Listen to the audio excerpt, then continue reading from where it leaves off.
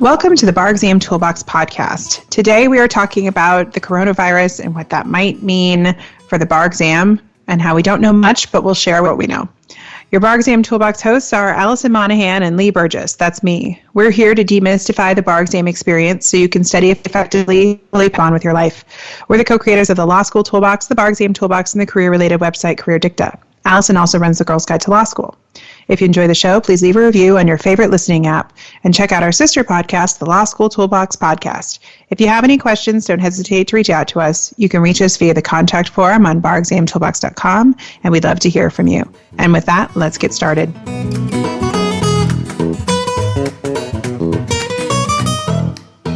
Welcome back to the Bar Exam Toolbox podcast. Today we're talking about how the coronavirus might impact your bar study. And let's admit, first up, we really have no idea what the impact might be. As of today, we don't know. As of today, which is Wednesday, March 18th, the National Council of Bar Examiners, which is the group that makes parts of the exam, they're saying that, they're monitoring the situation. They have no plans to cancel or postpone the July exam, and they don't anticipate that February's results are going to be delayed, at least for the MBE, which is the part they grade. I mean, the thing you have to keep in mind here is each state does this a little bit differently. So, they're saying from, the kind of federal perspective, we don't think that there are any immediate plans to do much, but we don't really know what the states are going to do. And we also just don't know what we're going to do. Yeah, I mean, it's not a great time to be wondering about what's going to happen because there are so many unknowns. I think that there's a high likelihood that the July exam will be changed in some way. They're going to have to come up with, unless we can rely, science magically comes up with a way for us to cope with this. And I am just sending all of the love to all the scientists that are working on this problem.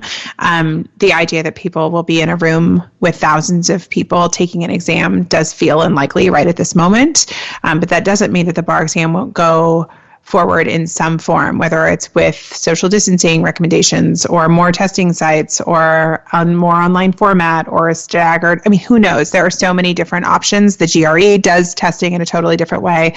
I would be shocked if it was canceled because I think that so many people rely on the exam to work, and to get jobs, and people are still going to be graduating from law school. But every day I am shocked at something else that's happening. So it's right. Not outside the realm of possibility. I'm pretty shocked to be literally sheltering in place inside of my apartment in San Francisco right now.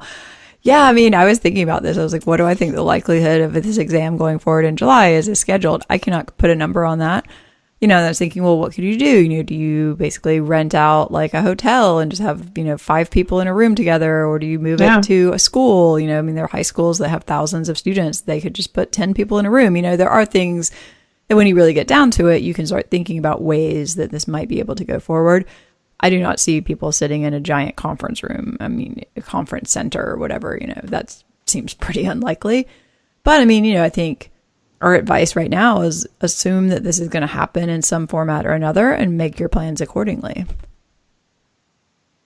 Yeah, I think that the mistake that a lot of people might make is assume that this isn't going to happen, and then it does, and then they're not prepared for it. And sometimes in a crisis, investing in yourself or a good project can be a coping mechanism. So right. You're going to have some time on your hands. It might be nice to continue to be able... Yeah, it might be nice to be able to continue to chip away at a goal, given, the current state of affairs. I think for now, my guess as of today is that the exam will move forward somehow. I just don't know what that will be. And with the fact that it's only offered a couple times a year, I would be shocked if it wasn't offered at all. But again, I've been shocked by a lot of things in the last, week or two. So I don't know that, you can take that with a grain of salt, but that's how I feel right now today. I've had students be texting me and emailing me, and I'm just keep studying for now because with the information that we have right now, I think that's all you can keep doing. Right. And the National Conference of Bar Examiners actually has a website page they have set up where if you want to monitor the situation, they have their most recent updates. And so we can link to that. We actually have someone on our team who's just going to monitor that every couple of days. So if there are any major announcements, we can tell you. But, whether you are already preparing because you're working and studying and you needed some extra time, or you're a 3L, I think you are completely right that you have to assume this is happening. Luckily, most bar prep courses now are already virtual. So, you don't have that aspect to really worry about. Like, they've already gone totally online. If not, you probably want to switch to one that is, so that you know that you are going to be able to prepare on your own. So that's at least an upside. You're not having to go through the thing that law schools are going through of trying to make everything virtual. This is already a virtual space. Yeah. I think what's going to be interesting is for the law schools who provide a lot of resources for their students, supporting them through the bar exam, is how they're going to try and switch to more virtual support. So one thing you may not be able to rely on is exactly for your school to be able to support you in the exact same way that they've been supporting classes ahead of you. That is one place where you might start thinking outside the box and really asking yourself, what you need. Because if you are somebody who needs FaceTime with somebody, or you were planning on meeting with a professor and that may not be possible, that's where I think options like tutoring or getting creative about how you're going to support yourself in that way become more realistic, because that one-on-one connection is one of the things you need to learn, and you need to make sure that that's secured for yourself, which can happen still in these very uncertain times. We just have to think ahead and get all those ducks in a row.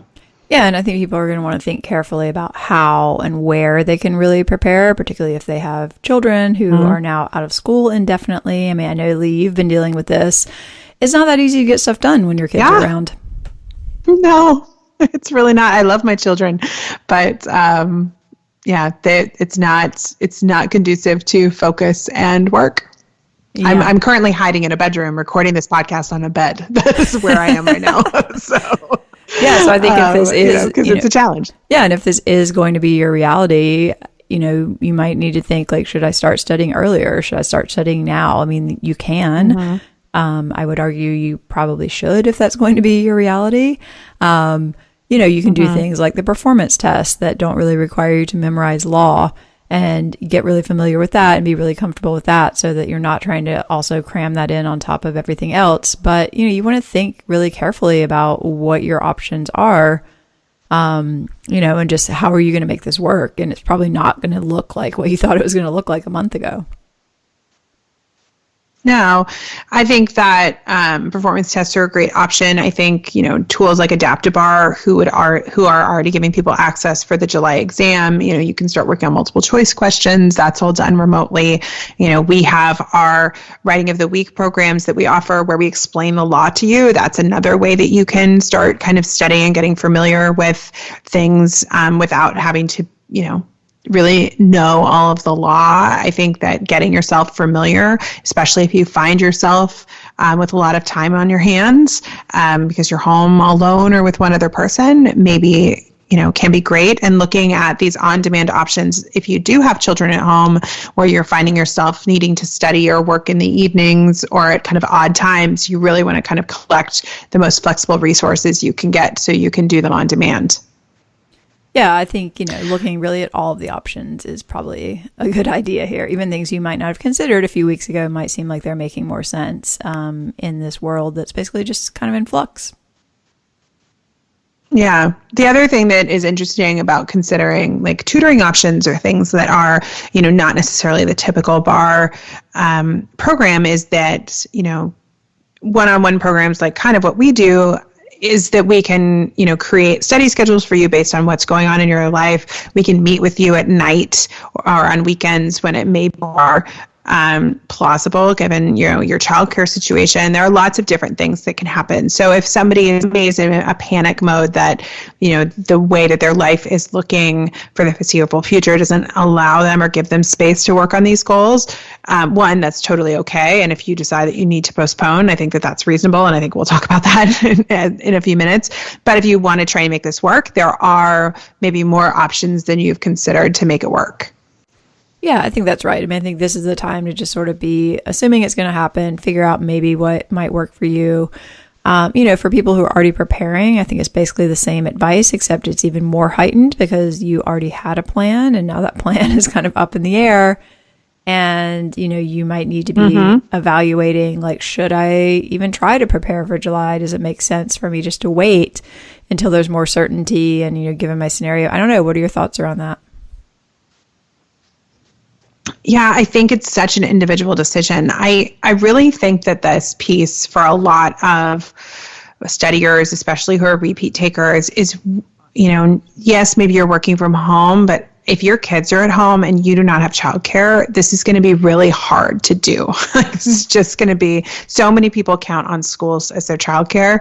And, in the state of California, they're saying that schools will likely not go back for the rest of the school year. So you're looking, until September, until you may have school options again. And that's going to be rough. And so I think you've got to really, talk to your, friends and family members that are in your close circle and decide what is reasonable, because it's possible that even if things do get a bit better, they're looking pretty bleak right now, but if they do get a bit better, life is not going to return to normal, and we've got to come up with, ways to deal. And that may mean, on one hand, adjusting the expectations of what you can pull off. But on the other hand, maybe this is a time that you want to buckle down and try and get this done. It's just hard to know. I think you have to really evaluate the situation based on your own individual, needs and wants and desires, and, things may change. I mean, the problem is we as lawyers are not very nimble creatures. We are planners. Most of us are control freaks. We're not we're not nimble as like a personality structure. We're very risk averse. And we're worst case scenario people, even before we did this podcast, Alison and I were checking in with each other, and we joked we should not go down the worst case scenario rabbit hole before trying to do these podcasts, because that probably wasn't a good exercise to do.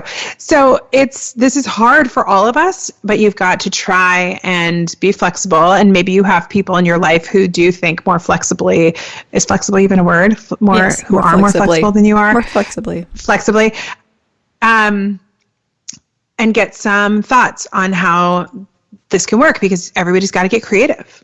Yeah, and I think, like you said, is a very individualized decision. I mean, for someone who is, young and single and thought they were going to be studying for the bar, it's like, hey, this is maybe just the right time for you. Like, you're going to be stuck at home, you can't go out, you've got nothing to do.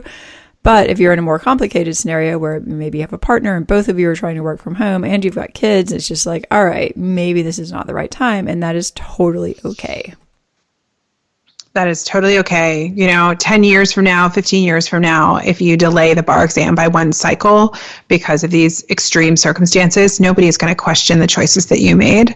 Nobody's going to question them in 2 years even. But, just someday this is not going to come up. It might come up as like one of the weirdest times of your life, but it's, it's not going to come up as, a blip on your career path. I think that it's just something that people need to consider. Finances. Everybody's finances are feeling very in flux right now. A lot of people are losing, horrendous amounts of money. Some people are losing, jobs and incomes. So you also might need to decide that maybe you need to go make money right now to help support your family. And again, that's okay. The bar will be there waiting for you. You've got to just evaluate your own situation. Well, and I think for people who have already started preparing and did have a plan, I think, you have the choice, A, to just say, okay, I'm going to try to stick with the plan, and B, to say, all right, I can see now this is not going to work. I'm just going to decide to postpone and, figure that out. Or I think people can also kind of give it a shot, see how it goes. And the plan then really becomes, at what point am I going to evaluate my progress? And, this can be at very specific points. So I don't think anyone in the next week or two should really try to make themselves do that much for their bar prep. It's just not probably that likely. So I don't think you should necessarily make a decision if in 2 weeks you don't feel like you're making progress.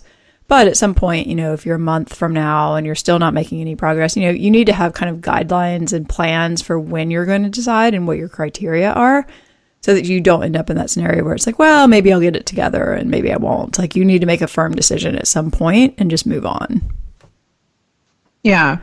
I mean, the reality is, right now it's March, and the quote unquote the quote unquote typical bar season starts kind of in mid-May. That's when like most people graduate, start studying full time. I would hope at this point we have solid answers by mid-May. Yeah. So really, I think, we should know, is the exam going forward? Is the format changing? I mean, decisions will have to start being made. The individual states are going to have to start making decisions. And so answers will come, and, we're going to stay on top of it. We will share the answers as we learn them. But I think that, if you are in a situation where you're doing slow burn studying, or your 3L was planning to prep ahead of time, having a little grace and trying to continue to chip away at this problem, but knowing that you can set these deadlines for making decisions, because more information is going to come. We somewhat have to write it out. Yeah, I mean, I agree with you. I hope by the time law schools start graduating and 3Ls are going to start studying, there's a much clearer idea of like, is this exam going forward? In what format is it going forward? Because people need that information. I mean, obviously, none of us have a crystal ball, but I'd hope 2 months from now, we're going to have a lot clearer idea of like, well, in 2 months, is it going to be feasible to do this in person or not? Like, hopefully that information will be there. Yeah, exactly. I think this is a time also to, create community around this. So if you are studying, let's say you're working and studying and you are just trying to do it on your own, and this feels like an insurmountable task, thinking of other people that you may know who might be studying that you can check in with, even, sharing study tips with each other, talking about coping mechanisms can be very helpful.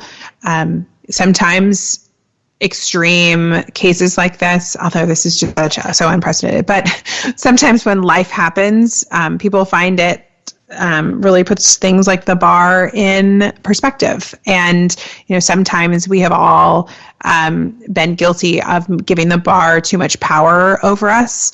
It made it too anxiety inducing and have too much power. And maybe there's something out of this that can put that into perspective, that this is just a test. It is a very important test, but that there are bigger issues at play here, like health and safety and caring for each other. And so maybe that is something that you can also focus on. But, you also have to just, practice self-care. We have a meditation curriculum that we include as part of our tutoring programs, but, this is a great time to practice yoga, to try to meditate. I've been trying to do that because I don't know what else to do. So it's kind of like you have to kind of set these coping mechanisms up for yourself to try and hold it together so you can focus. But if you can't focus, you need to be kind to yourself and just let it go for a little bit while we all adjust to what this new normal is. Yeah, I think that is absolutely right. I mean, we're in the middle of the chaos, and this is probably not the time for people to really be making huge decisions and things like that, or to expect too much from themselves. If you're getting through the day at this point, I think you're doing pretty well. So if you're not doing, as many MBE practice questions as maybe you wanted to do, that's okay. It will still be there. Yeah. I think the one thing is, as the next, few weeks unfold, if you are studying and preparing, be kind to yourself also in limiting distractions, and actually try to get some work done if you're going to sit down and do it. So that means, putting the phone away, turning it on silent, turning off news alerts or other alerts, even if it feels possible right now, turn it on airplane mode so you don't get messages for a little bit.